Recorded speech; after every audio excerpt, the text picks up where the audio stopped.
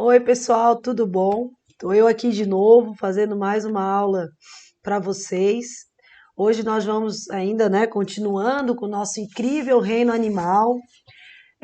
Nós vimos na aula passada os poríferos e os quinidários, não é isso? Na verdade, porífero nós já tínhamos visto, nós vimos mais sobre quinidários e hoje eu vou falar para vocês sobre os plateumintos. Então, muita atenção nessa aula sobre plateumintos e nemateumintos, porque a gente vai falar um pouco sobre algumas doenças.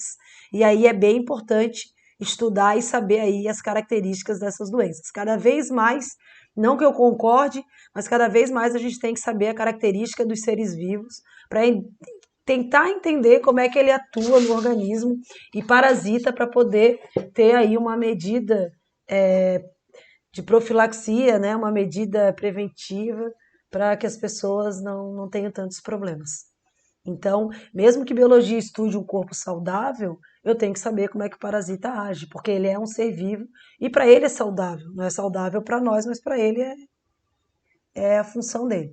Então nós vamos falar primeiro do terceiro filo aí na ordem, que não é a ideal, mas é o que a gente estuda, que são os plateumintos. A primeira coisa que é extremamente importante, que eu sempre pego no pé de vocês, é o que significa a palavra plateuminto.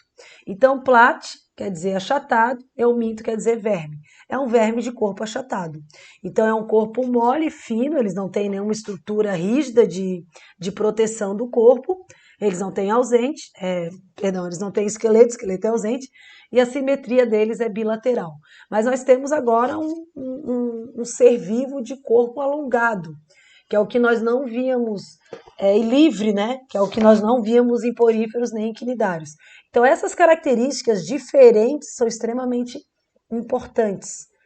Não aquilo que tem em comum, mas aquilo que tem de diferente, que é aquilo que a gente usa como novidade evolutiva, que a gente estava conversando aí pelo WhatsApp, que é importante para a classificação desses seres vivos. Aí nós temos aqui, né, os diblásticos, que seriam os poríferos e os quinidários, a palavra salienterada é um pouco antiga, mas é o que tem na imagem, e os triblásticos, os plateumintos, nemateumintos, anelídeos, moluscos e assim vai. Então, os plateumintos, eles são triblásticos, mas eles são acelomados. O que é o celoma? Celoma eu gosto de falar assim, que é um líquido que é fácil de identificar em celomados, porque celomado tem sangue. Eu gosto de falar dessa maneira, porque a água ela está em vários lugares do corpo, dependendo de onde ela está, ela recebe o nome. Se ela está dentro da célula, ela recebe o nome de plasma. Se ela está dentro dos vasos sanguíneos, ela está ali junto, é um plasma, mas acaba virando sangue. Então eu digo que o celoma é um líquido de preenchimento interno, que para facilitar a vida de vocês, eu digo que o celoma vai estar ali fazendo um volume nos vasos sanguíneos. Então, quem é acelomado e quem é pseudocelomado ainda não tem uma estrutura como coração e vasos sanguíneos. Eu acho que talvez isso ajude vocês um pouco, porque é um pouco complicado falar de celoma para o ensino médio, mas eu simplifico dessa maneira, beleza? Vamos continuar.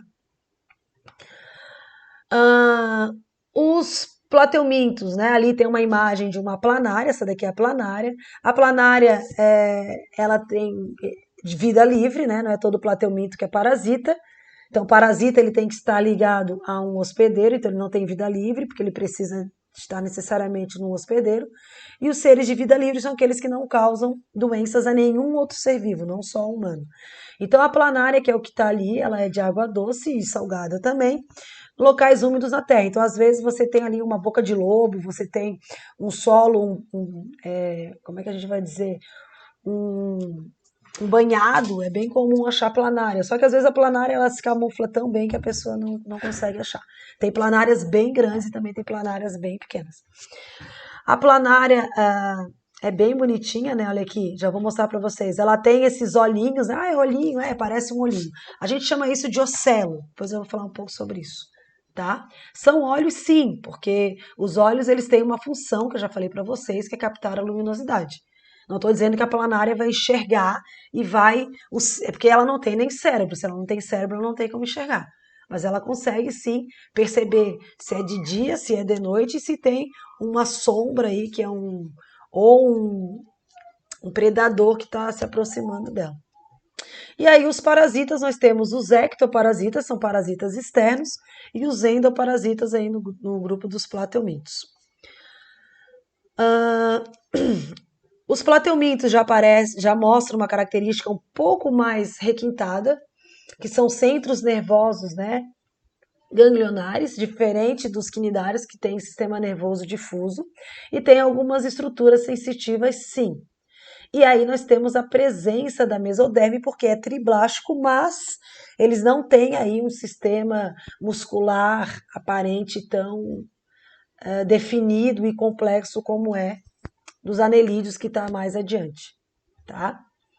Classificação. Nós temos a classe turbelária, que é a vida livre, que nós vimos ali. Eles são aquáticos ou terrestres, têm um revestimento pela epiderme e tem cílios para locomoção. Os cílios, então, são utilizados para locomoção. Aqui nós temos uma imagem de um plateuminto achatado aí, que parece... É um parente da planária, né? A gente chama de planária porque generaliza. Trematoda, que são os endoparasitas, revestimento cutícula protetora, sem cílios. Lembra que o plateuminto é como se fosse uma fita, uma régua, né? Eles são achatadinhos, mas eles têm o corpo bem mole e, nesse caso, o trematoda ele é extremamente liso. Tem ventosas de fixação nos hospedeiros, nós vamos ver essas ventosas quando nós falarmos de doenças de plateumintos. Aí o exemplo de trematoda. Esse serzinho aí, que na verdade não é um, são dois. Aqui nós temos um casal. Esse aqui de fora, que é maior, é a fêmea. Maior não. A fêmea é digamos que ela não é maior, ela é mais... Como é que eu vou dizer? Ela não é maior de comprimento, é de espessura. E o macho vive dentro dela. Não sei se vocês conseguem ver aqui. E aqui nós temos uma larvinha, que seria o filhote desse casal, certo? Esse chama-se Schistossoma mansoni, que depois nós vamos ver isso também. Cestodas são os endoparasitas, que são as tênias, que vocês já ouviram falar no fundamental. Tem vetosas também para fixação nos hospedeiros, que nós vamos ver depois. Não tem cílio na epiderme, só tem cílio, no caso ali, a planária, principalmente as aquáticas para locomoção. E tem aí duas espécies bem famosas, que é a tênia saginata e a tênia solium. Lembrando que A e E é E em latim, né? Não é taênia, é tênia saginata e tênia solium. Aí nós temos ainda Echinococcus granulosis e Diphyllobotrium latum. Mas a gente vai ficar mais nas tênias, que são as mais famosas no ensino médio. Aí nós temos uma imagem de uma tênia bem bonitinha. Vejam aqui na cabeça dela, ó. Nós temos essas ventosas laterais, ventosa, ganchos, que servem para fixar no intestino do hospedeiro. Aqui nós temos, né, as proglotes, que são prolongamentos, é como se ela fosse toda cortadinha.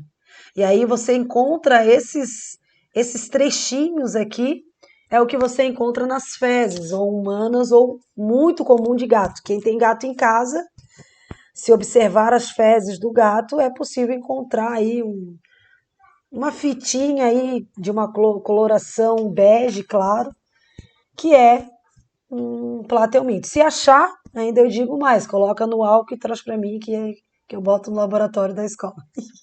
Não esqueçam desse detalhe. Enfim, essa proglote, ela seria a parte reprodutora do verme, que é justamente a parte que ele libera para poder disseminar a espécie. Fisiologia dos plateumintos. Tubo digestório incompleto porque tem apenas boca. Pessoal, é o primeiro a ter um tubo, porém o tubo é incompleto, porque vai entrar o alimento pela boca e vai sair pela boca também. Eu sei que nós tínhamos em poríferos, só que porífero não era bem boca, era ósseos e ósculo. Nos quinidários a gente tinha uma boca, uma cavidade gastro, né, entérica, mas não era um tubo, era só um local, um recipiente. Agora nós temos sim um tubo, já que esse animal tem um corpo alongado. Na classe cestoda é ausente o tubo digestório incompleto. Por que que ele não precisa de tubo digestório? Ele não precisa porque ele vai pegar já o alimento digerido do seu hospedeiro. E o alimento vai passar de célula a célula por um processo bem simples que nós vimos no primeiro ano, chamado de difusão. Vamos continuar? Sistema circulatório e respiratório dos plateumintos é ausente. Sangue é ausente, por isso aquela questão do celoma. O corpo achatado facilita a difusão de gases e distribuição de nutrientes, já que não tem muita célula sobreposta. Então fica bem fácil o nutriente passar de uma célula para outra. E os parasitas são anaeróbios. Isso é uma coisa interessante. Já que eles não conseguem, né, estar livres, estão dentro do corpo, eles não são parasitas de hemácia, de oxigênio, eles parasitam o intestino e o nosso intestino ele não é rico em oxigênio. Sistema excretor é presente e eles excretam para uma célula chamada célula flama. Nefrídeo é um sistema que nós temos humanos, são unidades filtradoras nossas. Um protonefrídeo seria um nefrídeo primitivo. São pequenas célulazinhas que filtram, olha só, são tubinhos, ó, que vão filtrando e vai eliminando pela pele mesmo, através, como se fosse um suor, essa urina, que não é bem urina, mas é uma excreção, ok? Sistema nervoso, o ganglionar, como eu falei para vocês, tem vários centros nervosos que são gânglios, os cordões, então vejam que é bem organizado, e aí a gente já tem aqui uma concentração, principalmente na região do ocelo, onde capta a luminosidade, porque os olhos são extremamente importantes para poder fazer os ciclos, a gente chama de ciclos circadianos, que são os ciclos de sono e vigília, que principalmente os animais têm. Então é importante saber se esse animal ele é diurno, se ele é noturno, em todos os grupos, principalmente o nosso. Ok? Tranquilo? Vamos continuar. Reprodução. Nós temos a reprodução assexuada e sexuada. Os turbelários são monóicos, que é o caso das tênias. Muitos são hermafroditas, né? Monóico, mono, uma, óico, casa. Uma casa para dois sexos, então ela é hermafrodita. Alguns fazem reprodução cruzada, outros fazem autofecundação e tem uma grande capacidade de regeneração. Os trematodos são sexuados, têm um grande dimorfismo sexual, fecundação interna e cruzada, desenvolvimento direto. Aqui nós temos, aqui eu não consigo passar para vocês, mas se vocês observarem, tem um vídeo no Ponto Ciência, onde o cientista pega uma planária e ele fragmenta a planária, ele corta ela ao meio. E aí ele mostra essa regeneração da planária, que é um tipo de reprodução dela que nós já vimos, que é a fragmentação, certo? Ou, no caso, foi uma regeneração, mas a gente também pode chamar de laceração. Aqui nós temos a reprodução do Schistossoma mansoni, onde tem a fêmea e o macho. A reprodução das planárias. Geralmente a gente tem a autofecundação. Tem alguns estudos ainda que estão questionando isso, mas por enquanto a gente fica assim no ensino médio, como sendo uma solitária e monóica. Mas já foi encontrado, sim, em intestinos mais de uma tênia no intestino. Então, nem sempre a tênia é uma solitária. Plateumintos de interesse médico é aquilo que nós temos que focar bem. Na classe cestoda, teníase cisticercose e na classe trematoda, esquistossomose ou barriga d'água. Vamos começar pela esquistossomose. Pessoal, se tem uma coisa que o Enem ama, é a esquistossomose. É uma doença que a gente chama de barriga d'água. Por que essa pessoa está com a barriga bem grande? Porque esse parasita, esse casal, ataca o fígado. E como ele ataca o fígado, ele causa um inchaço no fígado. O agente que causa, então, é o Schistossoma mansoni, é o nome científico. E como é que a pessoa adquire, então, esse parasita, né? Aqui é só para mostrar o caramujo, então a gente chama que é a doença do caramujo. A pessoa vai num rio, deixa eu ver até, a gente tem o ciclo aqui. A pessoa vai num rio, vai com o pé descalço, e a larva, que é a cercária, que é essa daqui, ó, ela penetra pela pele da pessoa. É claro que esse rio provavelmente tem várias fezes jogadas ali, porque não tem saneamento básico, o que faz com que pessoas infectadas defequem ali, e esse ovinho do verme saia das fezes da pessoa, entre no molusco, e aí depois sai essa larva, então precisa do caramujo para poder formar a larva, para que essa larva entre no nosso corpo e vá até o nosso fígado e intestino parasitar, para se alimentar, se reproduzir, liberar o ovo pelas fezes, ir para o rio, ir para o caramujo, produzir a larva e assim sucessivamente, tá? Sintoma da esquistossomose. Dermatite, que é uma inflamação na pele, coceira, principalmente local onde entrou a larva, e obstrui os vasos sanguíneos que provoca necrose. Então, primeiro vai para o fígado, como o fígado é muito irrigado, ele começa a obstruir os vasos sanguíneos e a pessoa acaba morrendo. A fase crônica, né, final, dilatação abdominal, quer dizer, já está cheio de verme, já está bem comprometido, o fígado dilatado e o baço também, e acaba a pessoa falecendo, tá? Então, aqui mostra para vocês o que seria um baço normal e um baço com esplenomegalia.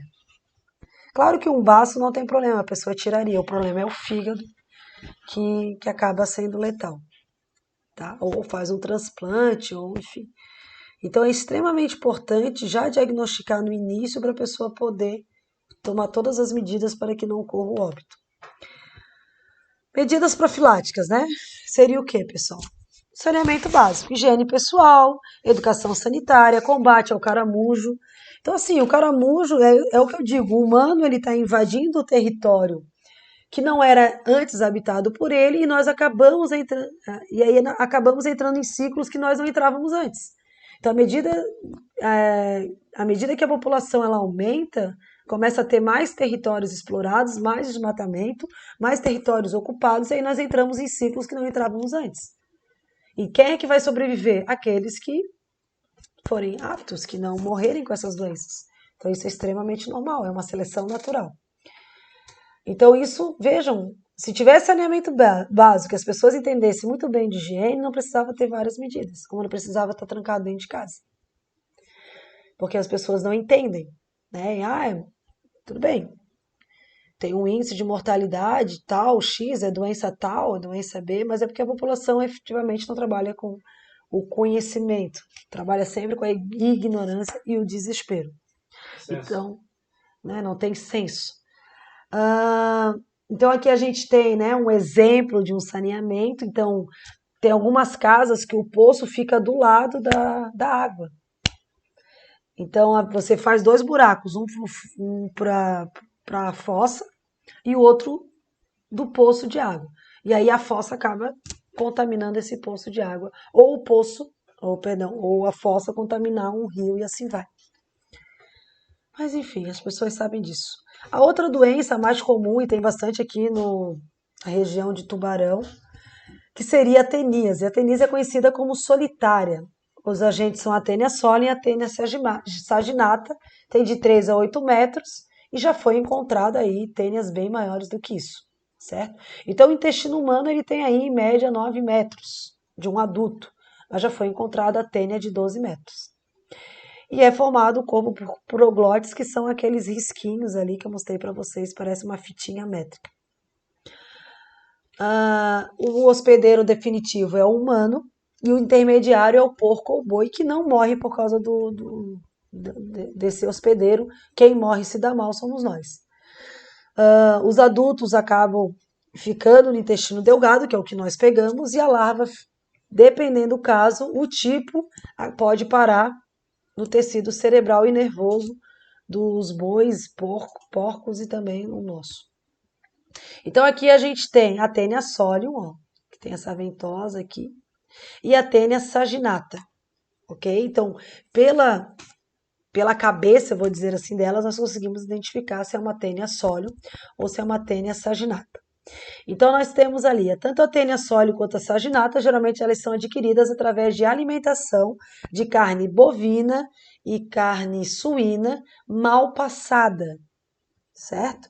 É bem importante vocês entenderem que no Brasil a carne suína ela é extremamente exportada e ela é uma carne de qualidade. O que não pode é você ir lá numa fazenda, a pessoa matou um boi, um porco, não vacina os animais, não tem um veterinário que acompanhe, e isso sim é perigoso.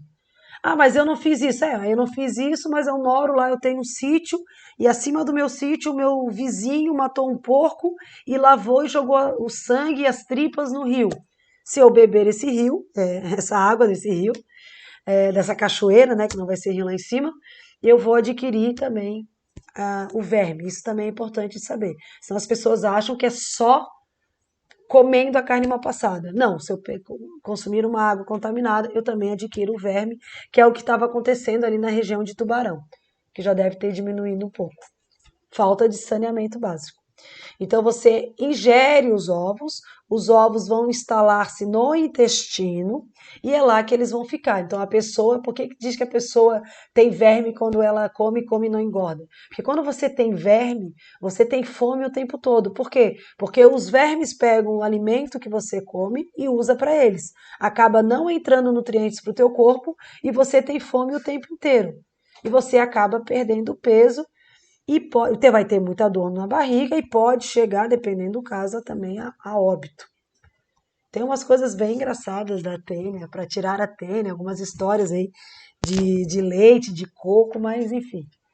Às vezes a gente conta depois, a gente fala pessoalmente, para não deixar aqui gravado. Cisticercose é quando a gente tem, no caso, a tênia sóleo, você ingere os ovos da tênia sóleo, e esses ovos, que é o que acontece na carne de porco, por isso que as pessoas têm muito medo de carne de porco, esses ovos, se você ingerir os ovos, eles vão parar no intestino ter umas larvas, essas larvas ou o adulto se reproduzir e ainda pode migrar para a corrente sanguínea através do intestino, por exemplo. E aí, esses ovos podem parar no cérebro, que a cada manchinha aqui são ovos, ou aqui ó, tem um corte de um cérebro, de um cérebro de uma pessoa que provavelmente faleceu disso, estão vendo a quantidade de bolinha? Às vezes tem no osso do braço, que não vai acontecer nada, o problema é chegar no cérebro. Quando chega no cérebro, se esse ovo eclodir e vir a desenvolver uma larva, isso dá uma pressão muito grande no cérebro e causa hemorragia e acaba a pessoa falecendo. Até pode, já apareceu em alguns seriados, o pessoal é meio viciado, até pode fazer uma cirurgia para tentar tirar o ovo, mas pode ocasionar lesões na região cerebral e tem que ver em que região está. E também tem que dar uma sorte muito grande desse ovo não ter eclodido. Por isso que é tão perigoso. O perigo seria a neurocisticercose, que seria quando o ovo da tênia sóleo desloca e atinge a região do tecido nervoso, principalmente a região cerebral. Profilaxia, prevenção, tratar os doentes, né, e tratar a eliminação de ovos, melhorias no saneamento básico, bastante, no Brasil é bem precário, água tratada para os animais de criação, consumir carne bem cozida, isso elimina sim os vermes, evitar ingerir carne mal passada, de boi e de porco, fiscalizar matadouros e frigoríficos, por isso que os animais são carimbados e tem todo um processo de fiscalização, principalmente carne que é exportada, e não comprar de açougues clandestinos que você não faz ideia da procedência do alimento. É isso aí. Foi bem rapidinho para não ocupar muito tempo de vocês, é bastante coisa, revisem a aula, leiam ali o material, vocês têm também várias coisas na apostila. E na próxima aula, que é semana que vem, a gente fala um pouco sobre, aí sim, né, um monte de vermes, os mais famosos que são os nematelmintos. Aí vai ter umas coisinhas mais nojentas na próxima aula. E aí eu aguardo vocês aí nas dúvidas que vocês têm sobre doenças e os exercícios que vocês forem fazendo. Não esqueçam que vocês têm o exercício do capítulo e tem também lá o caderno do estudante, né, se não me engano, para vocês estarem reforçando. E também tem o próprio site, o mentor, que está lá liberado para vocês. Beleza? Beijo e até a próxima.